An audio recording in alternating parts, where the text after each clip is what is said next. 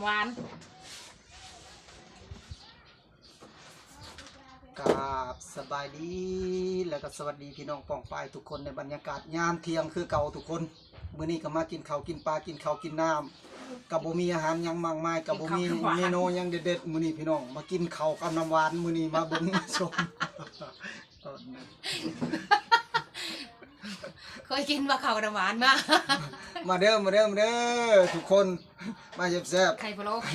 ๆไข่พะโล้ซื้อกินนี่ทุกคนหลายไปได้นี่ฮะ 10,000ซื้อน้ำหวานนี่ไข่พะโล้10,000บ่มียังมากมายตลาดน้อยเพิ่นมาขายในบ้านเฮาของอยู่ของกินมื้อนี้ก็ฮอดเฮือนฮอดซานทุกคนโอ้ใจดีตลาดน้อยเพิ่นมาส่งฮอดเฮือนฮอดซานกูมื้อนี่ก็บ่มียังลวงหลายพี่น้องกินแบบธรรมชาติบ้านไห้บ้านนาเฮาเพิ่นมาขายฮอดเฮือนฮอดซานอยากยังเฮาก็ซื้อกินมื้อนี้มากินข้าวกับน้ำหวานนี่แต่ของหวานไข่พะโล้กับของหวานน้ำหวานแน่ทุกคนแน่กล้วยแน่มาแซ่บๆน้องกันทุกคนไข่พะโล้นี่ก็มีแต่ไข่พะโล้เลยบ่มีหันหมูเนื้อหยังก็บ่มีได้ไข่สดๆดีได้กินน้ำหวานกับเขา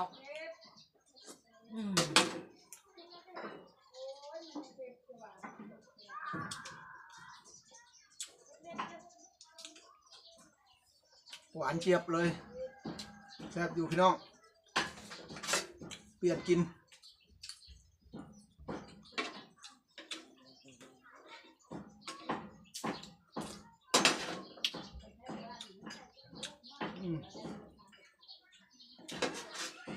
มาหาพันจะใช้เนี้ยนี่ตามค้ามนี่ก็มีหมูเนาะ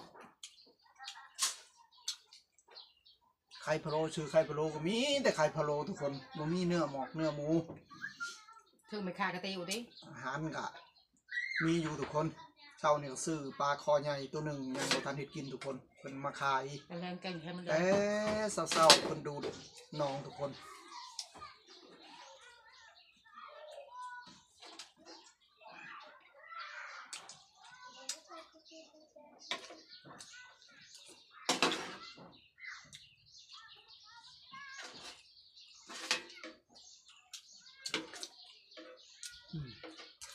กินข้าวน้ำหวานกินข้าวกับน้ำหวานทุกคนเคยเห็นบอก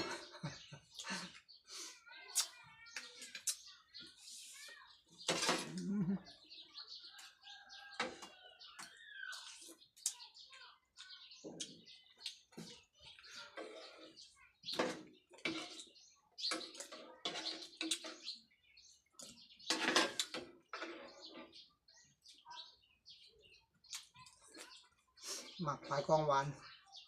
มาจะเรียกแต่งานเมื่อยๆทุกคนแดดฮ้อนแต่ละมือแดดเผาไหม้อบเอาอยู่โอ้ทุกคนบึดหนาวบึดฮ้อนบึดหนาวโอ้เต็มทีอากาศบ้านเฮานี่หลังจากมาเทศเรียกเป็นงานเมื่อยๆแดดฮ้อนมากินน้ำหวานมีแห้งพี่น้อง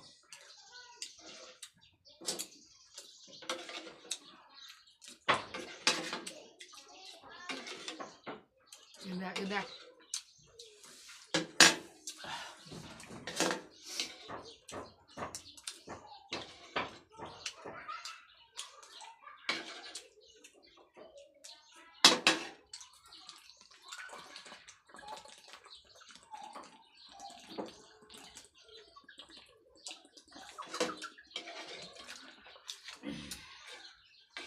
คือของกินตลาดน้อยมื้อนี้ฮะ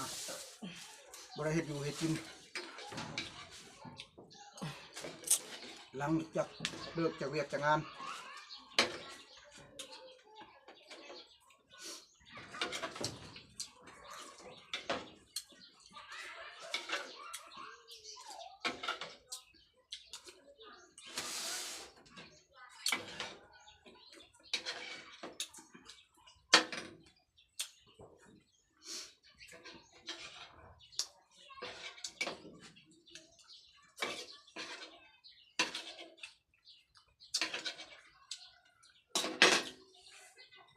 เพราะว่าสมัยซุมื้อ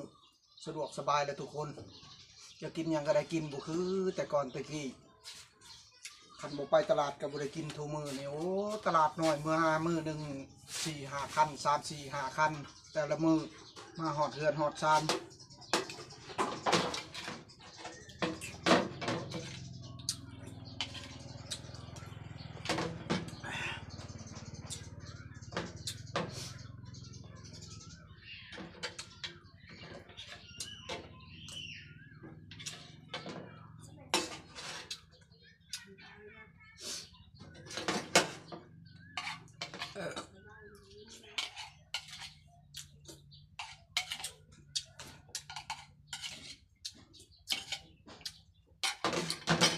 ขออนุญาตพี่น้องจับถ้วยกินบ่คักเสร็จพี่น้องมาช่องถ้วยมื้อนี้เสี่ยงทับ กูน้อยนึงก็เมียน พอแล้วกินบ่บกยกบ่ลงเพิ่นว่ากินหั่งกินมี ไปส่งมาให้บอลคือบ่เห็นหัวไปส่งผูกแขนลูกชายคนนี้โอ้เกียมไม่ได้เฮือนคนเลยมันมีอะไร ช่วงนี้ก็ใกล้สิฮอดปีใหม่เลยทุกคนเลิบแดดฮ้อนแล้วแต่คลองทาพ่นผ่าสารทาพ่นผ่าพ่นสลทาก็บ่ตกมาจักเทื่อปีนี้ทุกคนว่าสิตกใส่โคนข้าวน้ำจำปาเฮาก็บ่ตกแห้งหมดแล้วมื้อนี้ก็มากินข้าวกินปลากินข้าวกินน้ำอยู่เฮือนอยู่ซานอยู่บ้านอยู่ช่องมื้อนี้กับพี่กับน้องมื้อนี้ก็บ่มีคลิปหยังมาฝากพี่ตอนน้องก็มากินแบบบ้านๆเฮาทุกคน แข่งตะแลงค่ะ มื้อนี้ฮะส่วนว่าการกินก็สิได้จบซ้ำนี้ทุกคนถือว่าของกินเฮาก็เบิดแล้วแต่ว่าส่วนคลิปก็สิขอจบซ้ำนี้ส่วนว่าคลิปมีคลิปใหม่ๆมื้อหน้าก็สิมาลงให้พี่ให้น้องครับเบิ่งมื้อนี้ก็สิได้จบซ้ำนี้ก่อนทุกคนก็ขอกราบคำว่าสบายดีทุกคน